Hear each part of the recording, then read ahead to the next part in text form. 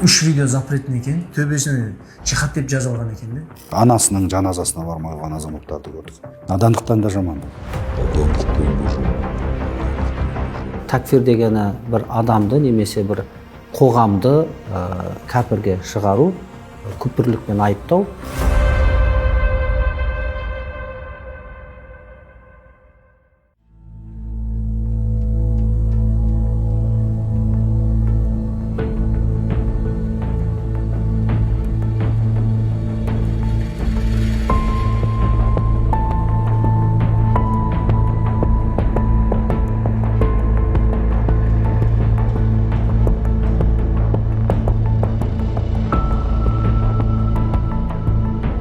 Үйде бір өзім қалғанда Instagram, TikTok скачать етіп, сол видеолар көріп, сәл ойым бөлінсін деп скачать еткен. 3 видео запретен екен, біреуінде арабша жазылған екен, төбеде мен көрген жоқпын. Мен бағана видеолар көргенде айфондандай видеолар кесіп скачать етесің де, сондай мен кесіп скачать еткен кезде төбесіне жихад деп жазылған екен де. Мен оны көрмегенмін. Мен көрсем оны оқи алмаймын мен оны.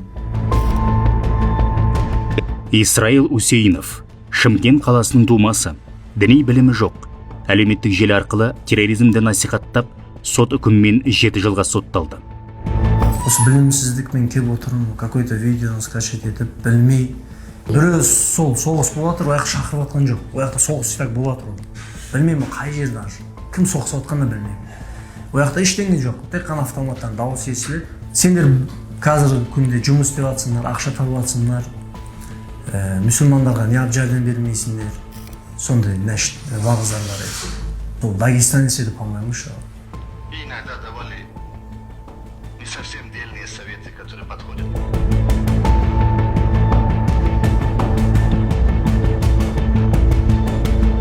Қазақстан Республикасының аумағында тіркелген өкіл болмағаннан кейін әлеуметтік желіде арабша Құран айтты, хадис айтты деп олардың ықпалына түсудің салдары әртүрлі жағдаймен аяқталады. Бұл сенің өмір сүріп жатқан зайырлы демократиялық құқықты мемлекеттің тағут мемлекеті. Лажың болса, шамаң болса, бұл мемлекеттен хижрат етіп, Дарул Ислам мемлекетіне қоныс аударып кет. Болмасам, ертең мұртад діннен безіп, діннен шығып кәпір ретінде өлесің деген сияқты әр түрлі айла тәсілдердің негізінде уағыздары жиі кездесетін жағдайы бар. Ал енді бұл уағыздарды Құранда айтты, хадисте айтты деп ықпалына түсіп жатқан жастарды кездеседі. Экстремизм қоғамды 2 кезеңмен жүзеге асады. Алдымен идеологиялық насихат жүргізіледі. Екінші кезеңде экстремистік идеологияның ықпалымен қоғамды жікке бөледі, ортасына озбырлық көрсетеді. Соңы террорлық актіге ұласады. Соған сай экстремизмге қарсы күресте 2 сипатта болады. Ақпараттық және құзырлы органдардың күшімен тойтарыс беріледі. 2009-2010 жылдары кім келді бізге? Саид Бурятский келді. Саид Бурятскийдің дискілері, уағыздары, тарих сабақтары көбінесе жихад туралы. Ол кестеге қарайтын болсақ, дәл сол кезге келіп тұр. Адамдардың жаппай дінге бет бұруында. Арабша сөйлейтін адамдар бізге бәрі таңсық болды. Солардың бәрі қызық болды. Арабша сөйлейтін адамның барлығы не деп ойладық біз? Сапалы ақпарат береді деп ойлады барлығы. Яғни соның адамдар соңынан еріп кете берді барлығы. Яғни саралау болған жоқ. Мынаусы дұрыс, мынаусы бұрыс деген секілді. Және бұның соңының дұрыс еместігін қазір солардың берген бізге қозғаушы күшінің кесірінен осындай бізде Сирияға кетіп қалғандар болды, Афганистанға кетіп қалғандар болды, Уазиристанға кетіп қалғандар болды. Солардың барлығы осылардың әкелген ағидалардың жемісі, өздерінің тастаған суарған дәндердің келген бізге берген жемісі болды осы.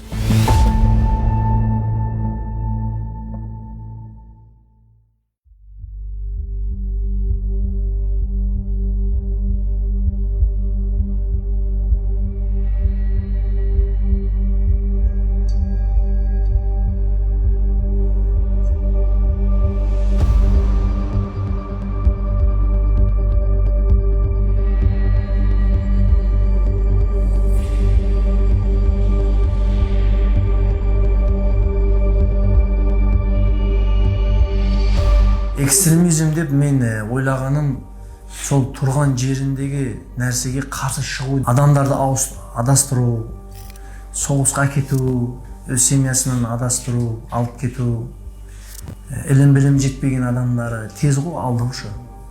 Сондай істеу деп ойлаймын.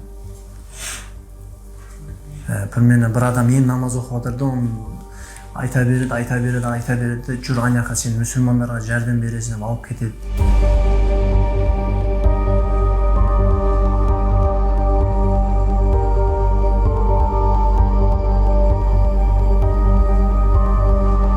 Такфир және хижрат жамағаты араб тілінде ат-такфир вал хижра деп аталады. Енді бұл жерде екі сөз ден құралған ұйымның атауы. Такфир дегені бір адамды немесе бір қоғамды кәпірге шығару, күпірлікпен айыптау. Хижрат дегеніміз ол көшу немесе тәрк ету деген мағынаны білдіреді. Бұл жамағатта егер мына хавариждер сияқты, мына қазір сәләфиттерді көбінесе осы хаварижден тараған осы топтар деп айтып жатамыз. Такфир да осы сәләфиден бөлініп шыққан бір секта. Такфириттердің қаупі өз қатарына қосылмағанның бәрін кәпір санайды. Зайырлы билік құрылымын мойындамайды. Зорлық зомбылықты ақтайды. Дәстүрлі исламды жоққа шығарады. Жақтастарын хижрет пен жихад жасауға үгіттейді. Мұхаммед ибн Абдул-Вахабтың кітаптарын қарайықшы, осы біз вахабилік деп айтамыз. Мұхаммед ибн Абдул-Вахаб 18 ғасырда келген кезде Сауд Арабиясында революция жасаған адам. Бұл кісілер бірінші болып Британияда әбден академиясында зерделеп оқытылған кітаптары өз программасы бойынша кітаптар шыққан, сол кітаптарды енгізіп халықтарға оқыту арқылы болды. Ол кітаптарға мәдениеттерге тыйым салынғанмен өз араларына таратып жүр. Ал бұл кітапты оқыған азамат кешегі 18 ғасырда Сауд Арабияда болған революция болмайтын кім кепіл? Кім жасай алады? Осы кітап мәдениет, біз ол идеология біздің шариғатқа мүлдем келмейтін кітаптар. Біз бұның бұл кітаптарын мойындамаймыз. Ешқандай концепциясы біздің қазіргі ахлі сүнна вал жамаат емес, сүннет және жамаат иесі Ханафи мазхабының құрған ислами концепциясына мүлдем қоса келмейді. 2014 жылы Астана қаласы прокурорының арызы бойынша Сарыарқа аудандық соты ат-такфир вал хиджра халықаралық ұйымын экстремистік деп танып, оның қызметіне Қазақстан Республикасының аумағында тыйым салды. Ескертеміз, бұл ұйым ақш, Еуропалық одақ, Мысыр, Түркия, Ресей Федерациясы, Қырғызстанда қара тізімге енді.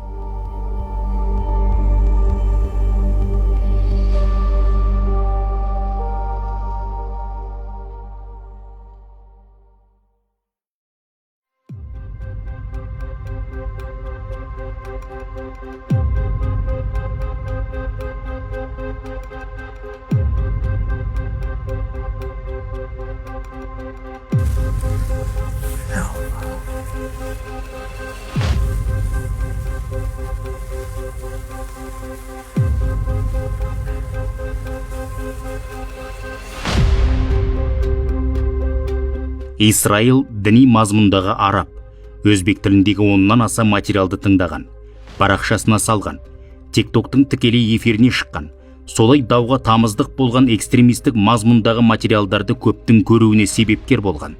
Дәл сол материалдар кейін қылмыстық іске арқау болды.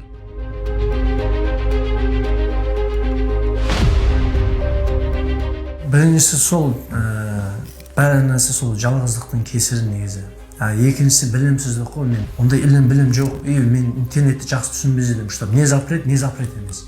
Я үйде отырғанда звонок келді маған, қай жердесіз деді, үйдемін дедім.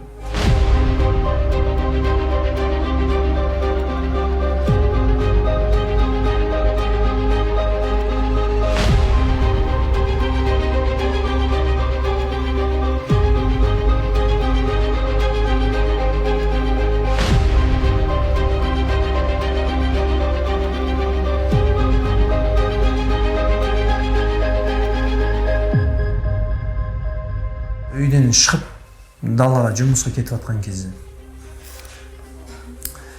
экстремизм деп алып кетті. Осы видеолар скачетіп, видеолар тарату, сондай үшін. Өзім түсінбей қалдым, не болып жатырмын. Қазір әркімнің қол астында интернет.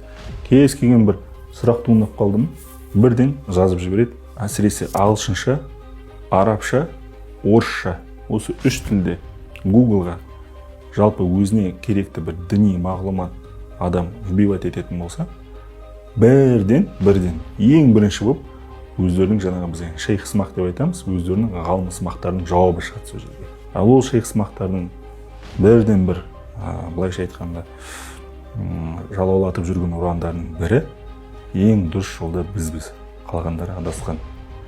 Сондықтан егер сен дүниеңді уайымдасаң, өз қара басыңды ойласаң және ақыретіңді ойындайтын болсаң, бізді тыңда, бізге ер, қалғандарының енді амал жоқ, оларға дұға қыласың, адасқан ғой олар.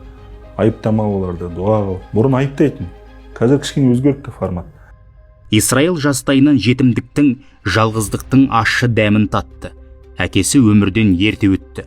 Ал анасы екінші рет өмірлік серігін жолықтырып, соның соңынан Кавказға кетті.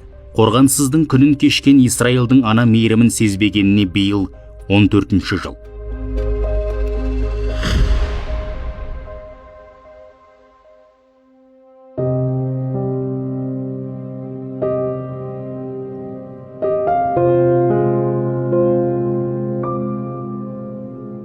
Апам көрмеген мен, 2000-де қайтыс болып кеткен паған.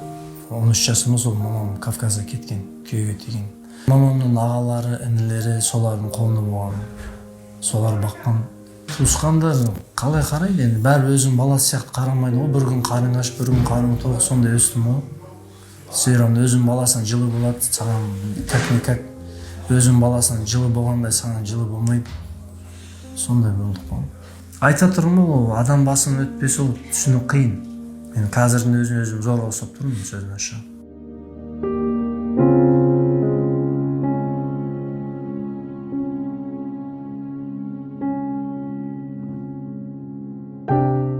Ол Әзербайжан ұлтының өкілі. Мектептен кейін оқымаған, көрші мемлекеттерге жүк тасып нәбақасын тапқан. 25-інде сүйіктісін кезіктіріп, көңіл жарастырады. Бірақ қуанышы ұзаққа созылмады. Жоқ жерден шыққан жетімсің деп, жекіргендер ерлі зайыптыларды ажырастырып тынған. Осылайша оның жетімдік тағдыры, жалғыздық пен қорғансыздығы, болашаққа сенімсіздігі және жат бауырданып кетуі қоғамның ісі. Қиыншылық туралы айтылатын уағыздар бар еді. Солар тыңдар еді мен көпмен. Сол ана видео, нәшид солар тыңдап, сәл ойын бөлінсін деп, тиктокта мен эфирде отырар едім, бәрін лайк болсын деп, сол видеоларды скачать етіп тастаған ғой мен неге.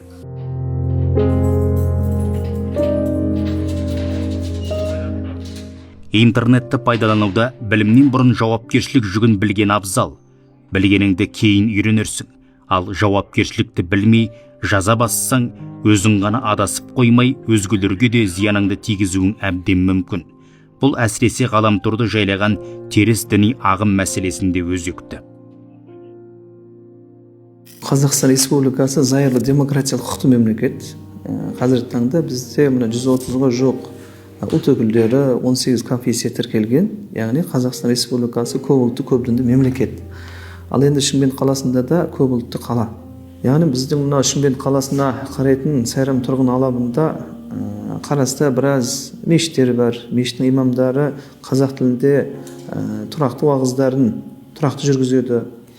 Басқарма тарапынан арнайы Ханафи мазхабына қатысты, ақида дейді, сенім мәселесіне қатысты бір-екі кітапты өзбек тіліне аударып, сол мешітте үлкен аудиторияларға таратқан жағдайда болды. Соның нәтижесінде біраз азаматтар шынында да өзі танымайтын, білмейтін шетелдегі Құран аяттарынан сөйлеп, пайғамбарымыздың хадисінен сөйлейтін жалған уағызшылардың шынайы бейнесіне көз жеткеннен кейін біраз азаматтар өзіміздің Қазақстан мұсылмандар діни басқармасының өкілдігіне қарайтын КМД өкілдеріне жүгінуді бастады. Как будто бір андай өмірім өшіп қалғандай болып тұр. Жастарға мен айтарым, осыны ашып істемеу, дұрыстап өмір сүру, білмеген нәрсені істемеу, әке шешесінің қадірін біліп, ойланың қадірін біліп, осындай жерлерді көрмеу. Үкіметтен кешірім сұраймын мен, потому что мен білмей істегенмін нәрсені. Кейіпкеріміз де интернетке терроризмге шақыратын материалдар жариялап жаза басты. Заң алдында жауапкершілік барын жадынан шығарды. салдарынан темір тордың артына тоғытылды. Ендігі тілегі өз өмірін сабақ етіп, жастарды теріс идеологиядан, рухани адасудан сақтандыру. Себебі бір адамның қатесі бүтін қоғамға ескерту. Ал оның бүгінгі жолы өкіну мен түзелу арқылы өзгенің тағдырын құтқару.